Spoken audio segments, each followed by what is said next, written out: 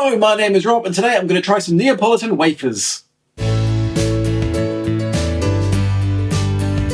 Welcome to Rob's Randoms, a channel where I make videos about things that interest me. So last month my wife went on a trip to Austria, and as a gift she brought me back some of these. These are Neapolitan wafers by Manna.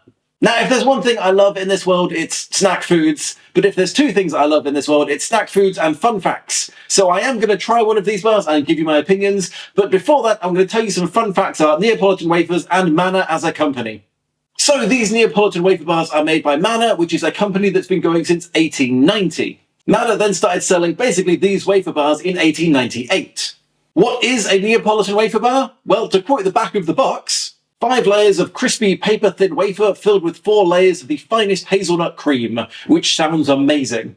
So it's weird that they're called Neapolitan bars, considering they were made in Austria, right? Shouldn't they be called Austrian wafer bars?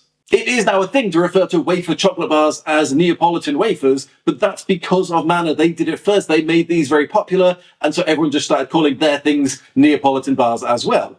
The reason that they call these Neapolitan bars is not because they were made in Naples, but because the hazelnuts that they get for the hazelnut cream, they come from Naples. I don't know if hazelnuts from Naples are supposed to be especially good or anything, or if it was just a marketing ploy. Either way, it seems to have worked, and they are still called Neapolitan bars, and people will still refer to this type of chocolate bar as a Neapolitan wafer 100 and something years later. The logo for the Manna company is the St. Stephen's Cathedral in Vienna. That's because the cathedral was visible from Joseph Manna's first shop in Vienna. Now, obviously, normally you can't just take an existing structure and use it as your logo. That goes against copyright. However, Manna made a deal with the Archdiocese of Vienna, who said he was allowed to use the cathedral in his logo so long as Manna paid the wages of a stonemason to go and do some repair work on the cathedral, which is such a fun story, and I'm sure is not a thing that ever happens anymore.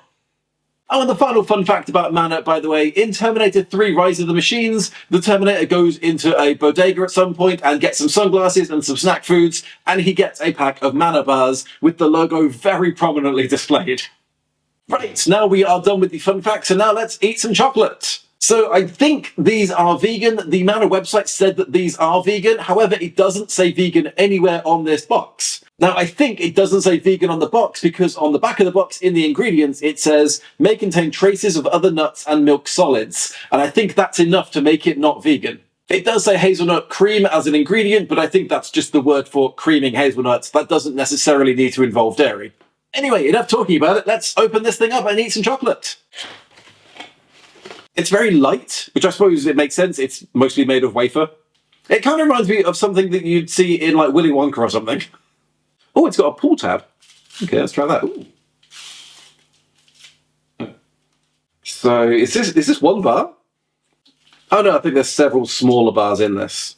So we'll just snap one off. Oh, it's very dinky then. Okay, let's give it a go. Do I bite it or do I just put it on it? It's not a terribly strong flavour of hazelnut. It's mostly the wafer that you're tasting. Which is weird because the chocolate, I think, is about even with the wafer. It's very nice. And I suppose not being overly sweet is kind of a nice thing. I just kind of wish it had a bit more hazelnut flavour to it. Yeah, so it's very nice. It's not overly sweet. It's not overly hazelnutty or chocolatey. The wafer is very much the dominant thing there, which I'm not the biggest fan of wafer in food, but it's quite nice. And the thing is, I don't think they've changed the recipe for these very much in the last 130 years or whatever it's been. So maybe this is just more how people preferred it back then. I wonder if you're supposed to have it in little bites. It does have a fun texture, which is probably the benefit of wafer, right? So anyway, that is some fun facts about Manna, and that is a pretty positive review of a Manna Neapolitan wafer bar thing. So hopefully you've enjoyed this video. If you have, please do click like and subscribe. It really would help me out. Thanks so much for watching. My name is Rob, and I will see you in another random video next week. Bye.